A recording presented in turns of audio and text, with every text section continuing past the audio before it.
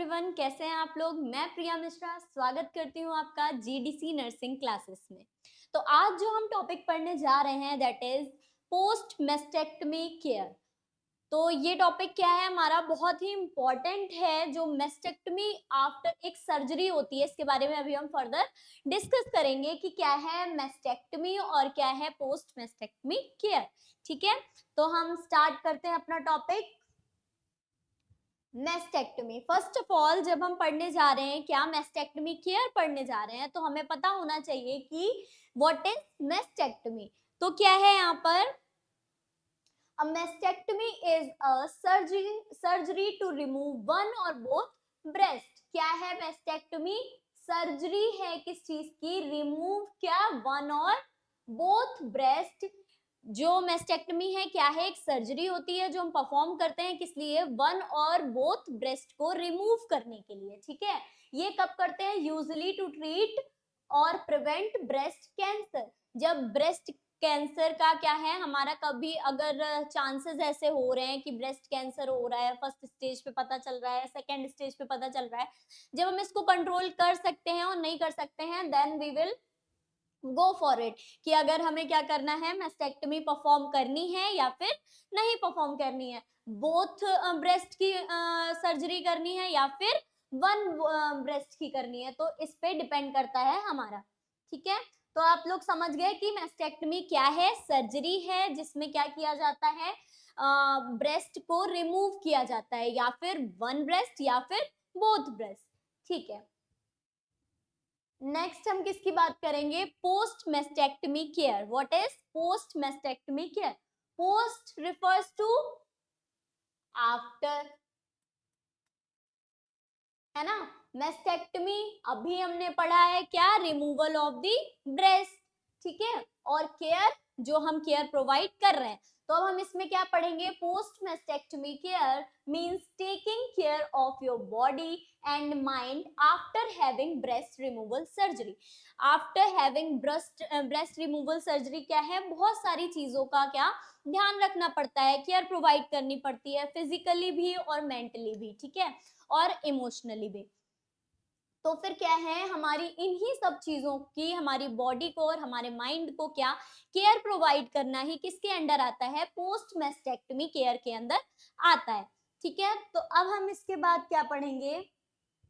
हमने किसकी बात कर ली है? मेस्टेक्टमी की बात कर ली है। ठीक है, कि मेस्टेक्टमी क्या होता है, मेस्टेक्टमी पोस्ट मेस्टेक्टमी केयर क्या होती है, हमने क्या किया है उसकी भी बात कर ली है। अब हम किसके लिए तैयार हैं? ये पढ़ने के लिए कि पोस्ट मेस्टेक्टमी केयर में क्या क्या इन्वॉल्व होता है। ठीक है, तो फर्स्ट क्या है हमारा? वुंड केयर, है ना। फर्स्ट हम किसकी बात करेंगे? वुंड केयर की बात करेंगे।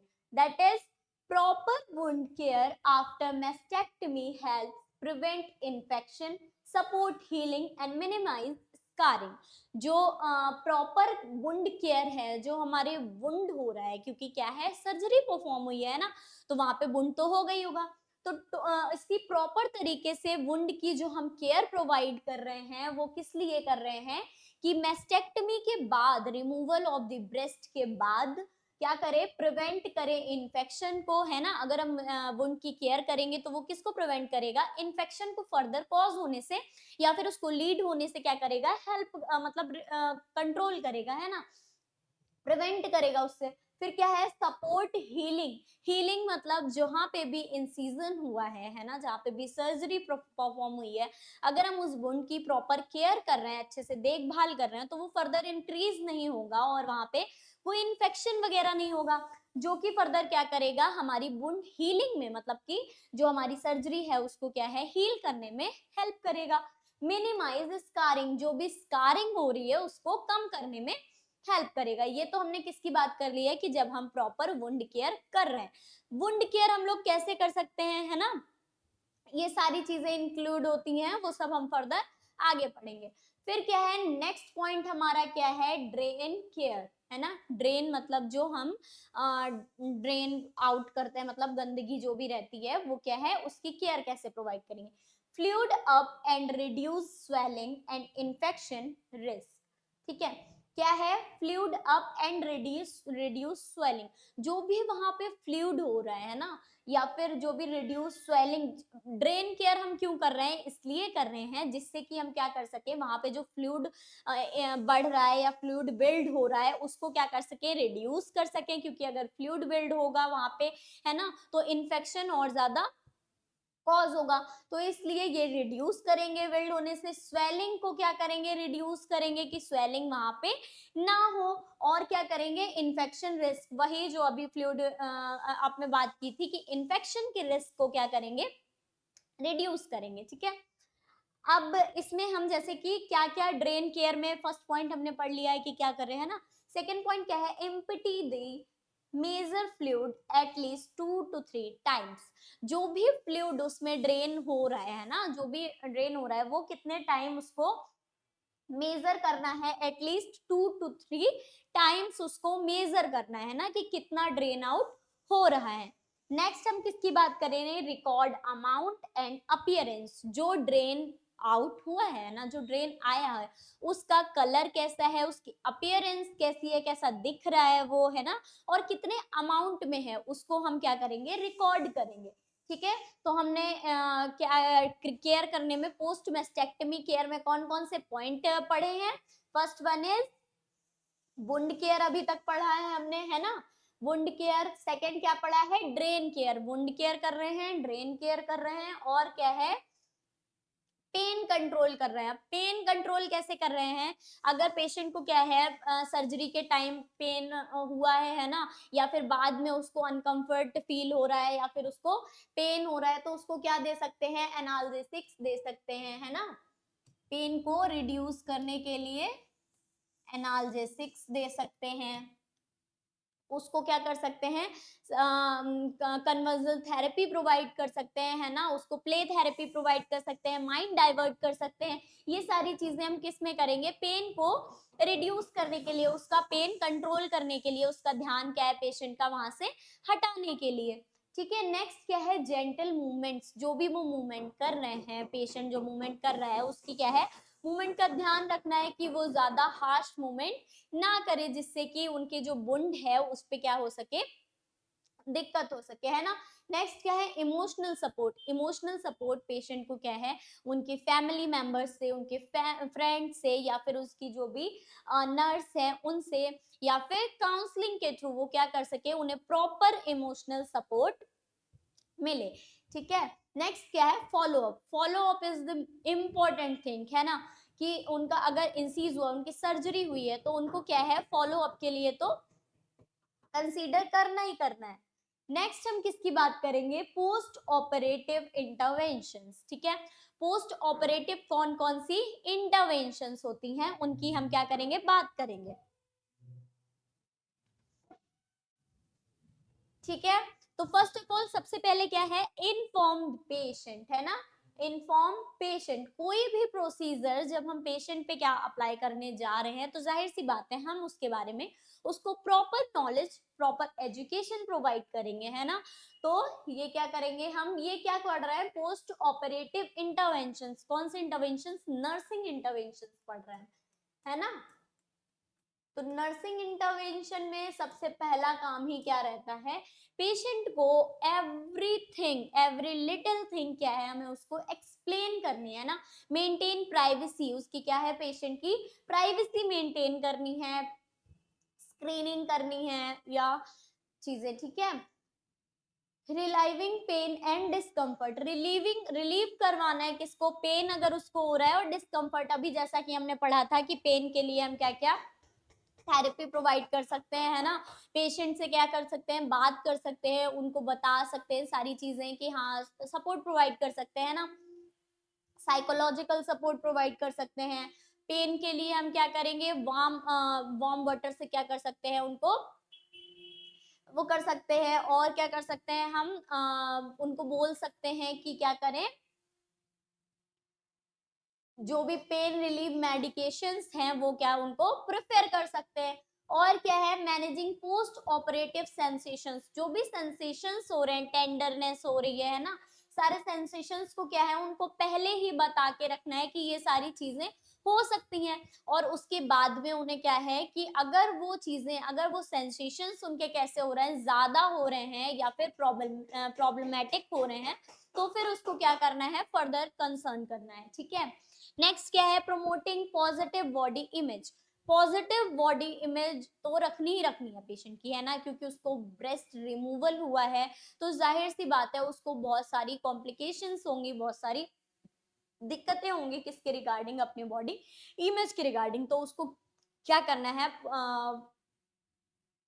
काउंसलिंग प्रोवाइड कर सकते हैं, है ना, जो भी उसकी पोस्ट मेस्टेक्टमी केयर प्रोवाइड कर रही है जो नर्स है, वो उनसे बात कर सकते हैं, जैसा कि अभी हमने लास्ट स्लाइड में पढ़ चुके हैं हम इसके बारे में। तो फर्दर वही है कि हम उसको सपोर्ट प्रोवाइड करेंगे, इनहेंस करेंगे, उनके प्रमोट करेंगे क्या, पॉजिटिव बॉडी इमेज को। ठीक है, फिर क्या है, promoting positive adjustment and coping. उनको क्या करना है, एडजस्टमेंट इज इंपॉर्टेंट, क्योंकि क्या हो रहा है यहाँ पे, प्रॉपर ब्रेस्ट रिमूवल हो रहा है ना, तो उनको एडजस्ट करने में थोड़ा सा टाइम लगेगा, जिसके बारे में उन्हें हमें प्रॉपर नॉलेज प्रोवाइड करनी है ना, प्रॉपर चीजें बतानी है, कैसे क्या करना है, एवरीथिंग, है ना। तो ये सारी चीजें करनी है। Monitor and managing potential complications. हमें क्या करना है, मॉनिटर करना है किसको, अगर कोई भी पोटेंशियल कॉम्प्लिकेशंस हो रही हैं तो उनको हमें क्या करना है, मॉनिटर करना है। अब कॉम्प्लिकेशंस जैसे कि क्या क्या कॉम्प्लिकेशन है, फर्स्ट वन इज लिम्फेडिमा। ठीक है, ये क्या है, हमारी पहली कॉम्प्लिकेशन है जो हम क्या कर रहे हैं, पढ़ने जा रहे हैं। लिम्फेडिमा क्या है, अब इसके बारे में हम पढ़ते हैं। Lymphedema is when your arm, hand or chest gets swollen because fluid build up।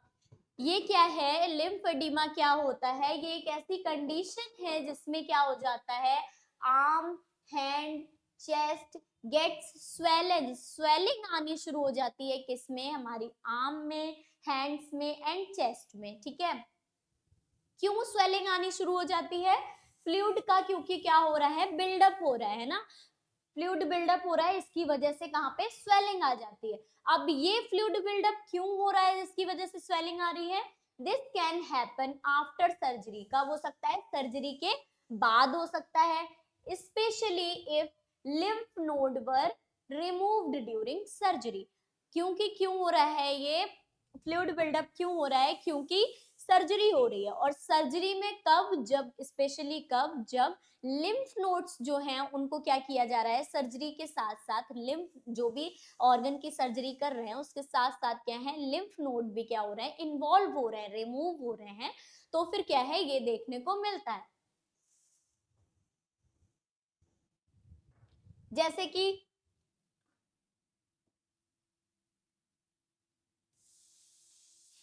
क्या है, कोई भी लिम्फ नोड्स हैं, है ना, सर्जरी हुई है, सर्जरी के थ्रू क्या किया जा रहा है,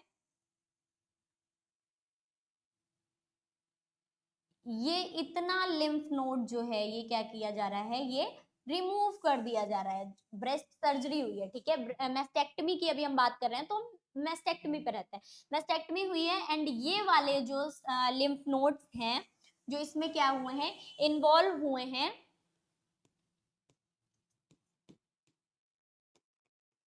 ये लिम्फ नोड्स क्या कर दिए गए हैं, रिमूव कर दिए गए हैं। ठीक है, रिमूव कर दिए गए हैं मतलब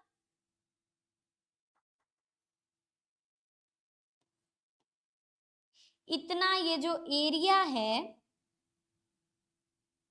इतना एरिया है ना, ये लिम्फ नोड्स हैं, ये क्या कर दिए गए, हटा दिए गए, है ना, तो इतना एरिया समझ लो ये यहाँ से क्या है, गायब हो गया है। ठीक है, तो ये जगह पे क्या हो जाएगा, क्या इसमें लिखा हुआ है, this happen away specially note were remove during the surgery. Surgery के दौरान ये क्या कर दिए गए हैं, इतना रिमूव कर दिया गया है, तो इस एरिया में क्या हो जाएगा, फ्लूइड का बिल्डअप होना शुरू हो जाएगा, है ना।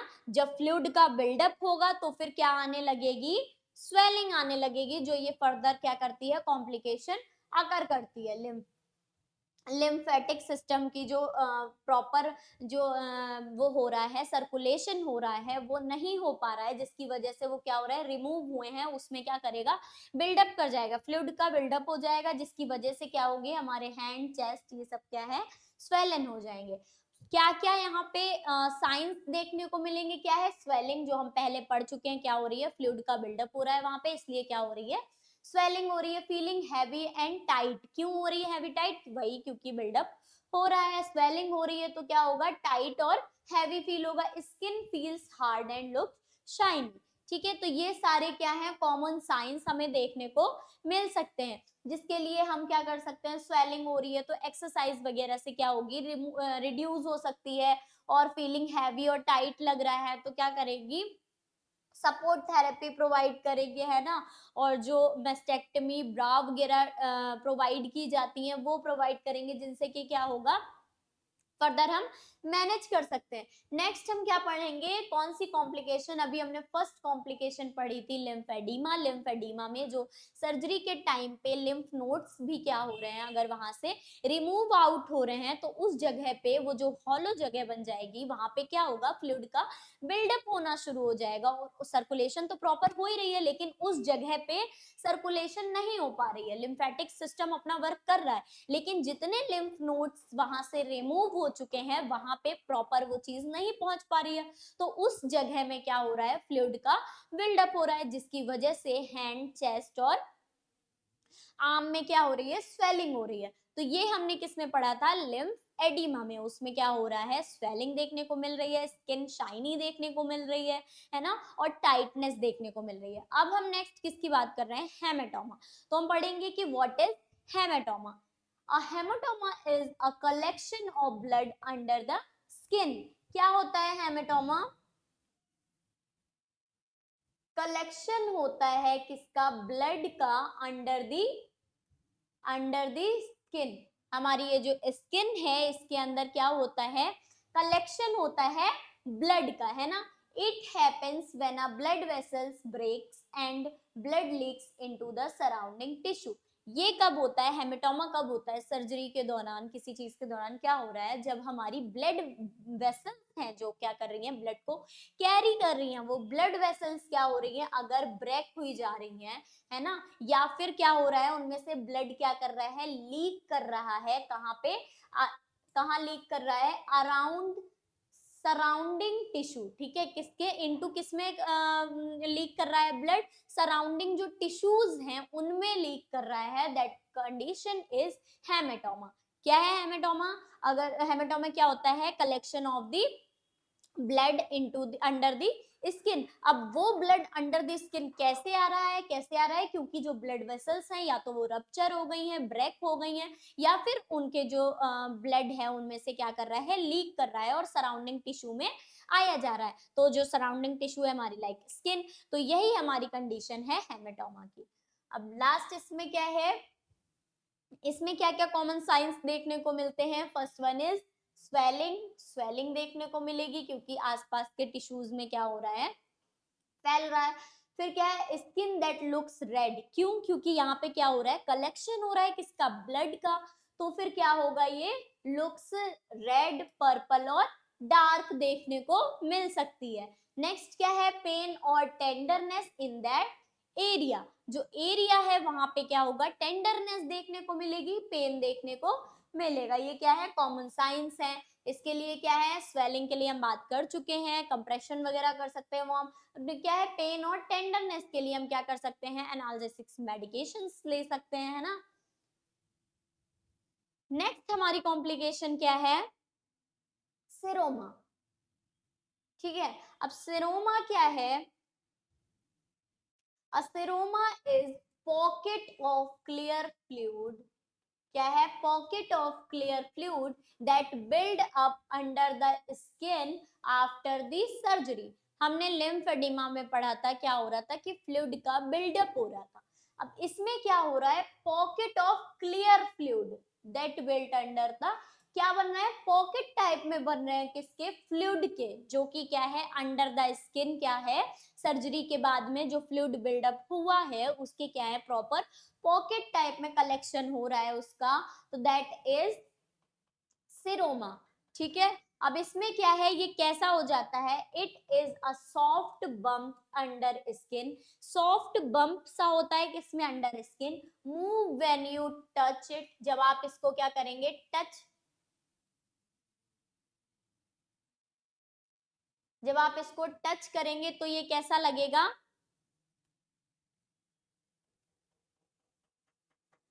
जैसे आपके यहाँ पे क्या हो रहा है, कहीं पे सीरोमा है ना, बम्प लाइक स्ट्रक्चर है, आप इसको जब प्रेस करेंगे तो ये क्या होगा, मूव करेगा इधर उधर, है ना। आप इधर प्रेस करेंगे तो ये किधर चला जाएगा, इधर हो जाएगा, हल्का सा इधर प्रेस करेंगे तो इधर हो जाएगा। तो इसका यही मतलब है कि क्या करेगा, मूव करेगा, जब कब आप इसको टच करेंगे, जिधर आप कंप्रेस करेंगे उधर से हट जाएगा, फिर उधर कंप्रेस करेंगे फिर उधर से हट जाएगा, ठीक है। तो ये क्या है, फिर क्या है, यूजुअली नॉट पेनफुल, वैसे तो ये क्या होता है, पेनफुल नहीं होता है, लेकिन but might feel a little सोर और टाइट, कभी कभी कैसा फील होता है, सोर और टाइट टाइप में फील होता है कभी कभी, और यूजुअली ये फिर क्या होता है, पेन नहीं होता है इसमें। लास्ट हमारी कॉम्प्लिकेशन हम कौन सी पढ़ने जा रहे हैं, इन्फेक्शन, ठीक है। लास्ट क्या पढ़ने जा रहे हैं, इन्फेक्शन। अब इन्फेक्शन तो हमें पता ही है क्या होता है, ठीक है। एन इन्फेक्शन हैपेंस, कब हैपन होता है, कब होता है ये, when germs get into the body and cause problem, जब जेम्स, जो भी बैक्टीरिया हैं, जर्म्स है ना, वो जब हमारी बॉडी में आ जाते हैं और क्या करते हैं, कॉज करते हैं क्या, प्रॉब्लम, दैट इज इन्फेक्शन, ठीक है। आफ्टर सर्जरी, हम जब पोस्ट मेस्टेक्टमी केयर की बात कर रहे हैं ना, पोस्ट मेस्टेक्टमी की बात कर रहे हैं, तो जाहिर सी बात है हम किस सर्जरी की बात कर रहे हैं, मेस्टेक्टमी की। तो आफ्टर सर्जरी, या हम कह सकते हैं आफ्टर मेस्टेक्टमी, ठीक है। Infection can happen if the wound doesn't heal. अब हमने स्टार्टिंग में किसकी बात की थी, कि वुंड केयर हमें प्रॉपर करनी है। तो क्या है, अगर हमारी वुंड केयर प्रॉपर नहीं हो रही है और जो वुंड है वो प्रॉपर तरीके से हील नहीं हो पा रहा है, तो फिर क्या करेगा, ये प्रॉब्लम अराइज होगी प्रॉपरली, और गेट, अगर वुंड वहां पे प्रॉपर तरीके से हील नहीं है तो वो जगह क्या होगी, ससेप्टेबल होगी किसी भी जर्म्स के अंदर एंटर करने में, है ना। तो ये कॉज करेगा क्या, इन्फेक्शन। क्लियर है। नेक्स्ट हम किसकी बात करेंगे, साइंस ऑफ इन्फेक्शन, ऐसे कौन कौन से साइंस हैं जिससे कि क्या हमें पता चलेगा इन्फेक्शन कॉज हो गया है। रेडनेस अराउंड द वुंड, जो भी वुंड होगा उसके अराउंड क्या होगी, रेडनेस होगी। नेक्स्ट क्या है, स्वेलिंग और वार्मथ, स्वेलिंग सी होगी, और वार्मथ मतलब कि हल्का सा कैसा, गर्म सा फील होगा। नेक्स्ट क्या है, पस और बैड स्मेलिंग फ्लूइड, जो फ्लूइड बिल्डअप हुआ है उसमें कैसी स्मेल आएगी, बैड स्मेल आएगी, जो भी पस है वहां पे उसमें क्या आएगी, बदबू आएगी, है ना। तो ये किसको कॉज इंडिकेट करता है, अगर कोई भी फ्लूइड है उसमें बदबू आ रही है तो वो किसको इंडिकेट करता है, इन्फेक्शन को, ठीक है। नेक्स्ट क्या है, फीवर, जब हमारी बॉडी में इन्फेक्शन है तो जाहिर सी बात है कि फीवर हो गए, और क्या होगा, पेन होगा, है ना, ठीक है।